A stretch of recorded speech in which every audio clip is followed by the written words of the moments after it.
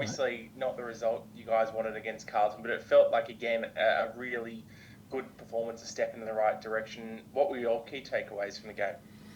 Yeah, I think on reflection, we really wanted to possess the ball and take away Carlton's contested game. And to a point, I think we did, but we probably took it so literally that we retained the ball a bit too long. So we're just trying to tidy up the balance this week going into this week against Port. And same sort of style, but we really just want to score. So we've got to go forward with the footy a little bit more. So that'll be the focus, and that was sort of the takeaway on reflection.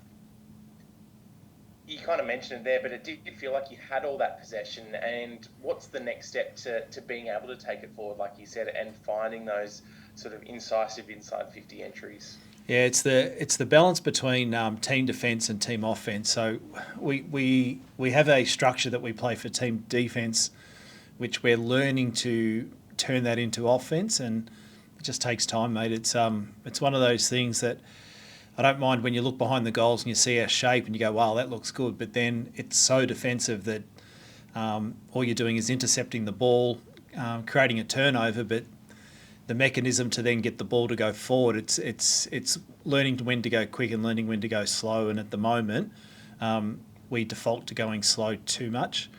So I just think over the essence of time, we've trained it this week and it looked good on the track. Whether we take it into a game or not, it's another thing. But it's just the essence of time.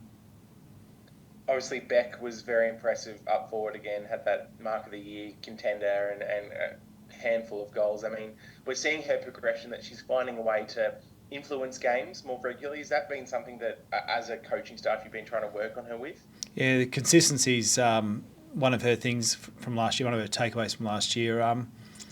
There's moments, if you look over Priv's career with Carlton and GWS, she'll have a good quarter, then fade out. And we sat down and had a really good chat about it and worked out that it's not just about taking the big mark. It's not about kicking the goal. It's just being involved.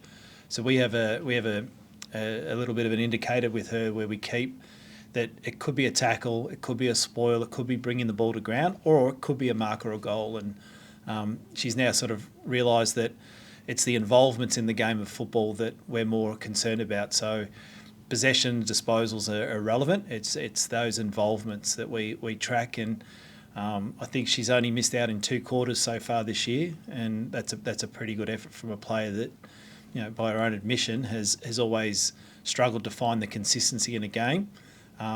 So what it has done, it gives her now a benchmark that when she does have those moments and she's clunking the ball really well, they're probably more prominent now, and her game looks better for it, and it's given her confidence.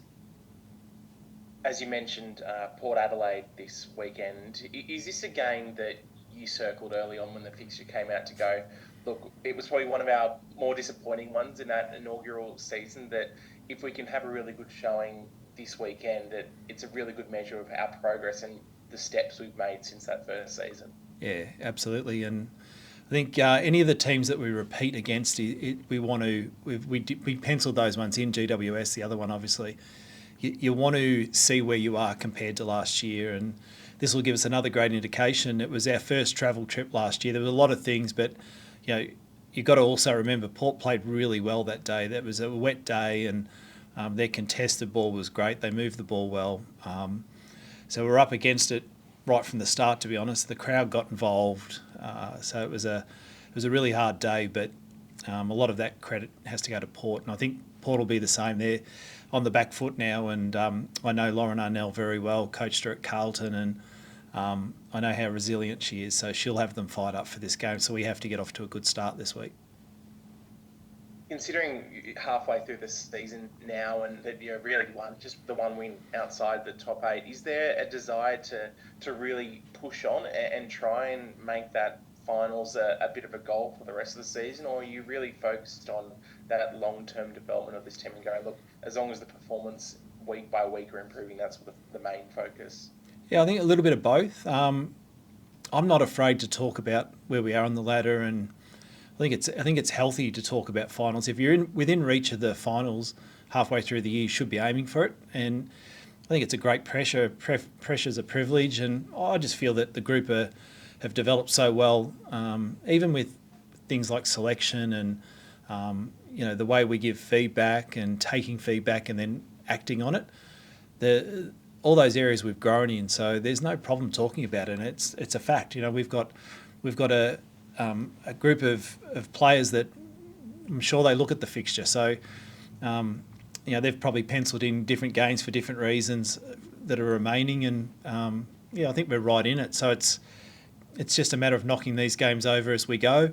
If we follow our process and do really well this week, that gives us another opportunity to look to the week after, and then same thing applies. And while your destiny's in your own hands, that's a great position to be in. Obviously, a bit of a concern with Brook and her slight MCL injury, but she's listed as a test for this weekend. How is she looking? Obviously disappointing that kind of impacted her milestone game last weekend. Yeah, she'll have another crack tonight at training and see how she goes, but she's unlikely for this week unless something's changed over the last sort of 48 hours. But Brooke's an experienced player, so we'll be guided by her a little bit with that. And she wasn't able to get through training on Tuesday, so that's probably an indication that she's going to probably struggle for this week. And obviously promising signs that we had Montana kind of get through the game. I mean, how has she pulled up after the game, and she's looking to get a few more games under her belt? Yeah, really, she pulled up really well. Credit to her. The rehab process for her was quite detailed, and she's followed it to a T, and in fact to the point now where she hasn't got any restrictions on her this week, so there's no game time restrictions or anything. So that's a great position for her to be in, and looking forward to sort of having her back full time if you like, rather than sort of 85-90%. And just finally from me, we obviously saw some comments from you early in the week about the AFLW Pride round and the Swans wanting to kind of adopt that round 9 home game as well to celebrate the occasion. Have you had any further development on that sort of since those comments earlier in the week? Have you heard any more progress on it?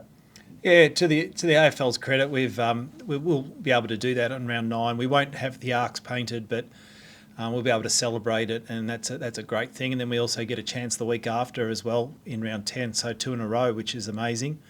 So the club will put on a really good show, and it's nothing better than celebrating something that's really dear to the club. And since 2016, the men have done it, so it's an amazing thing for us to be able to do. And we fully respect the AFL's view, and if they give us the opportunity to do it in round 9, then they have to give the other 17 clubs. So I get it, and it's just something that we're able to have a chat about, and it's been sorted, and looking forward to round 9 and round 10 celebrating something that's very, very dear to us.